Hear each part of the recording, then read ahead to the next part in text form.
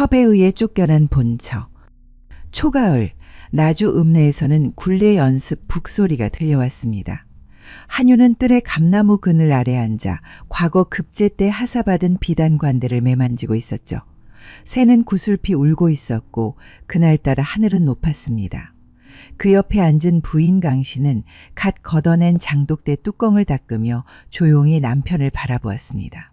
영감, 왜 그러시오? 요 며칠 기운이 수척해 보이옵니다. 인삼을 다려볼까요? 괜찮네. 관아일이 산더미라 그러네. 가을 거지 끝나면 나아지겠지.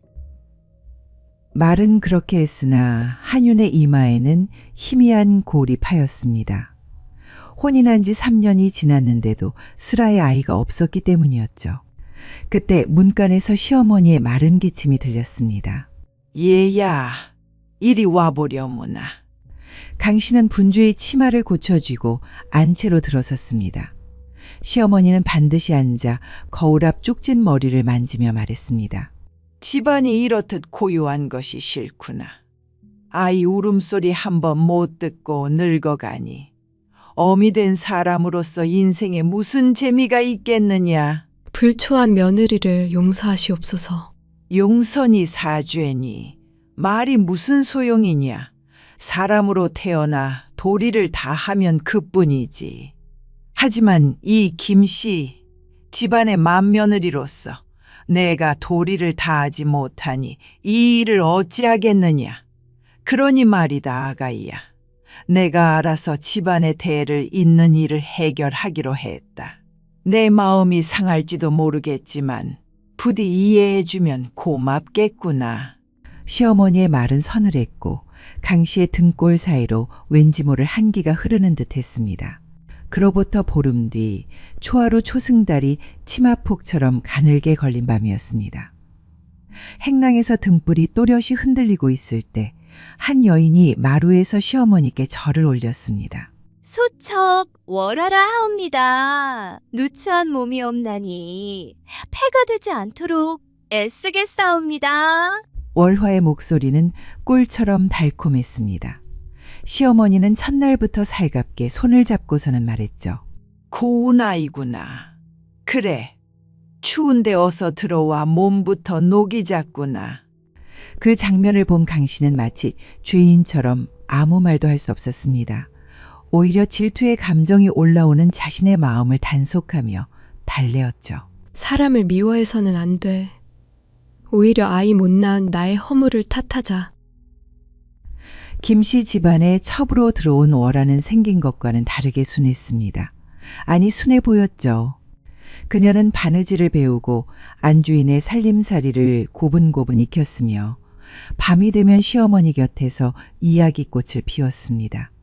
그리고 그렇게 부침성 있는 월하를 시어머니는 무척이나 마음에 들어 했습니다. 그러던 중 초겨울 찬바람이 드나든 날이었습니다. 시어머니가 몸이 아파 기침으로 밤을 지새운 지 일주일이 되는 날이었죠. 갑자기 월하가 안방 장롱을 정리하던 중 비명을 질렀습니다. 그러고는 시어머니와 남편을 불러댔죠. 곧이어 사람들이 몰려왔습니다. 월하는 마치 독사라도 본 듯 몸을 움찔거리며 장롱 속을 가리켰는데 곱게 접힌 이불 사이에서 누렇게 삭은 종이 뭉치가 나왔습니다. 붉은 글씨로 괴이한 글자들이 얽힌 부적과 작은 지피녕 하나였죠.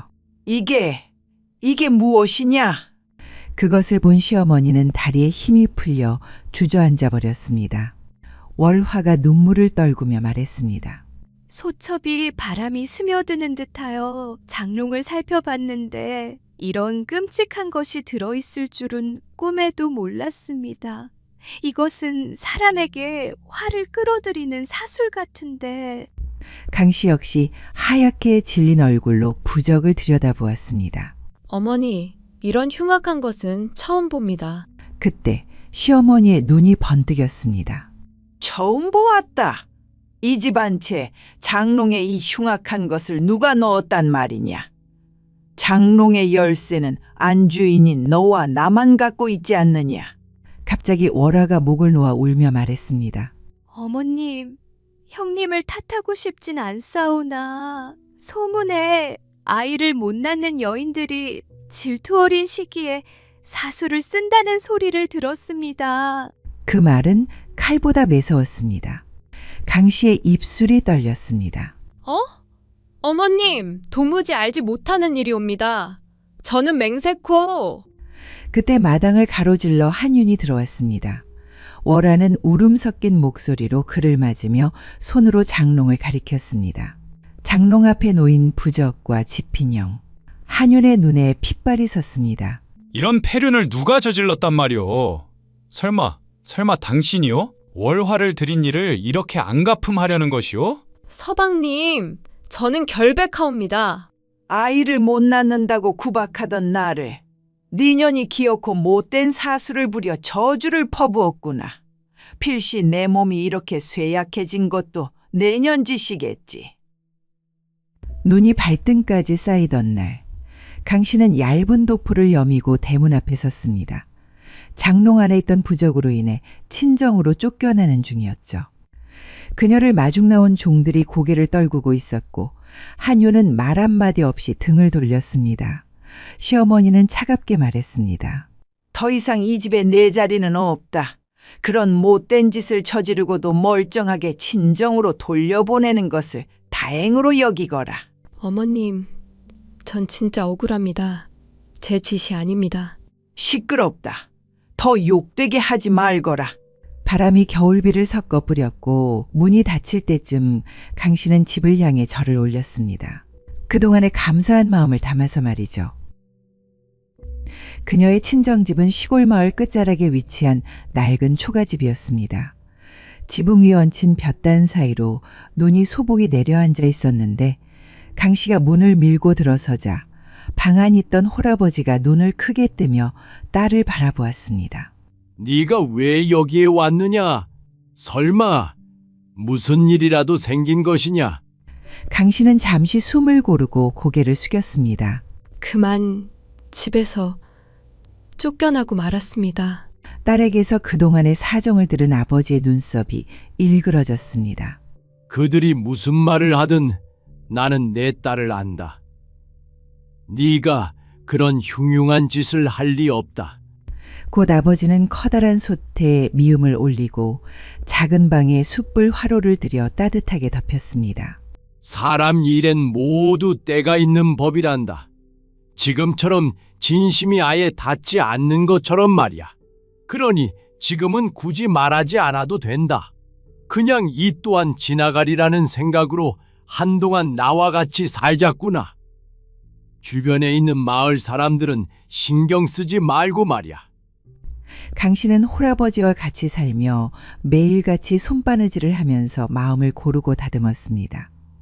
바느질 틈틈이 마당에 감잎을 주어 차를 다리고 텃밭에 물을 뽑아 김치를 담가 이웃과 나누기도 했죠.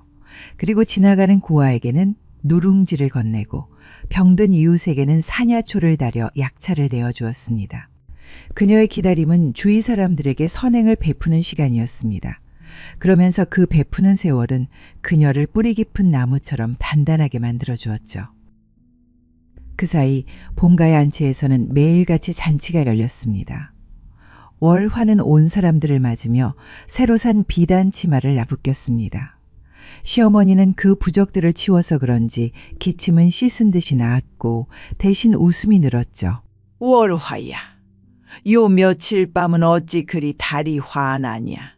어머님, 곁이라서 그러한가 봅니다. 맏며느리를 내쫓고 첩과 함께 즐겁게 사는 시어머니를 보고 사람들은 수군거렸습니다. 기생 출신이 조강지처를 잡아먹었다는 이야기부터 안주인이던 강 씨는 어디 갔냐는 물음까지 각자 다양한 얘기들로 뒷담화를 했죠. 그러나 낮은 수군거림은 국그릇의 하얀 김처럼 금세 흩어져 버렸습니다. 어느덧 봄이 2번 바뀌었고 그동안 집안의 금고는 어느새 바닥을 드러냈습니다. 아무리 잔치를 열고 흥청망청 썼다 하더라도 만석군 집안의 금고가 그리 쉽게 비는 법은 없었는데 말이죠. 또한 그즈음 시장통에서는 은밀하고도 불길한 소문이 돌았습니다. 월화가 해가 지면 은밀히 읍내의 큰 기와집으로 드나든다는 것이었습니다. 그 집에는 무역으로 큰 돈을 번 상인 박모가 살고 있었고 박모와 월화가 한때 한패였다는 수군거림이 뒤따랐죠. 마침내 이 소문은 시어머니의 귀에도 닿았습니다. 처음엔 고개를 저으며 믿지 않으려 했습니다. 그러나 마음 한켠의 의심이 밤마다 시어머니를 잠 못 이루게 했고 결국 어느 저녁 월화를 불러앉혔습니다. 월아야, 너와 그 상인 박모 무슨 사이냐? 솔직히 말하거라. 월화는 잠시 놀란 듯 눈을 깜빡이다가 금세 부드러운 미소를 지으며 대답을 흘렸습니다. 어머님, 괜한 소문이옵니다. 장에 나갔다. 우연히 마주친 적은 있으나 사사로이 오간 적은 없사옵니다. 제 목숨을 걸고 맹세하옵니다. 그 말투에는 억울함과 애교가 절묘하게 섞여 있었습니다. 시어머니는 여전히 눈빛을 거두지 않았지만 그날은 더 캐묻지 않았습니다. 그러나 이튿날 새벽 장롱문은 활짝 열려 있었고 그 안은 텅 비어 있었습니다. 남아있던 폐물, 옷가락지, 비단 치마, 심지어 귀하게 모아둔 장신구 상자까지 자취를 감췄습니다. 사랑방 구석에 있던 작은 돈괴마저 비어 있었죠. 행랑채의 하인이 급히 달려와 숨가쁘게 말했습니다. 아침에 일어나 보니 작은 마님방이 깨끗이 비어 있었습니다. 뒷문이 열려 있었고 말한 필이 사라졌습니다. 시어머니는 황급히 마당을 나가 대문 쪽을 바라보았습니다. 먼 길 끝에서 바람이 스산히 불어와 마른 낙엽만이 흩날릴 뿐이었습니다. 내 눈이 어찌 그리 어두웠을꼬. 며칠 후 읍내에서 포졸들이 찾아왔습니다. 예전 이 집에서 벌어졌던 그 사술 사건, 장롱 속 부적과 인형에 관해 말씀드릴 게 있어 찾아왔습니다. 얼마 전 그 물건을 만들어 팔던 무당을 잡았는데 그 무당이 이르길 월화라는 여인이 은전을 주며 부적과 집인형을 내어달라 했다 말했습니다. 이에 늦게라도 집안의 법도를 바로 잡으시라고 알려드립니다. 시어머니는 가만히 눈을 감았습니다. 이미 오래전 알았던 사실처럼 놀라지도 않았죠. 초가을, 벼가 누렇게 익어가던 날이었습니다. 바람에 벼이삭이 출렁이며 물결을 만들고 들판은 햇살에 반짝이고 있었죠. 시어머니와 한유는 무거운 걸음을 옮겨 강씨의 친정집으로 향했습니다. 문간에서 강씨가 일어나 그들을 맞았습니다. 옷매무새는 단정했고 눈빛은 겨울을 견뎌낸 강물처럼 깊고 맑았습니다. 아가야, 내가 어리석었다. 손주를 보고 싶다는 욕심에 눈이 멀어 너를 의심하고 쫓아내기까지 했지. 너를 내친 그날부터 마음이 썩어 들어갔다. 이런 나를 용서해 주겠니? 한유는 시어머니 곁에 무릎을 꿇더니 이내에 석고대죄로 땅에 엎드렸습니다. 부인, 10년 넘게 함께 살며도 그 억울함을 믿지 못한 내가 죄인일세. 부디 이 못난 사람을 용서해 주게. 강씨는 조용히 두 사람을 번갈아 바라보았습니다. 얼굴에는 분노도 원망도 없었지만 오래 눌러둔 상처의 깊이가 담긴 침묵이 감돌았습니다. 저는 이미 그날 제 마음을 거두었사옵니다. 그때부터 제 발걸음은 다른 길을 향했사옵니다. 그러니 원망은 없습니다. 그러면 다시 집으로 돌아와 주겠니? 돌아갈 마음은 없사옵니다. 시어머니는 두 손으로 얼굴을 감싸고 흐느꼈습니다. 그리하거라. 하지만 때때로 얼굴은 보여다오.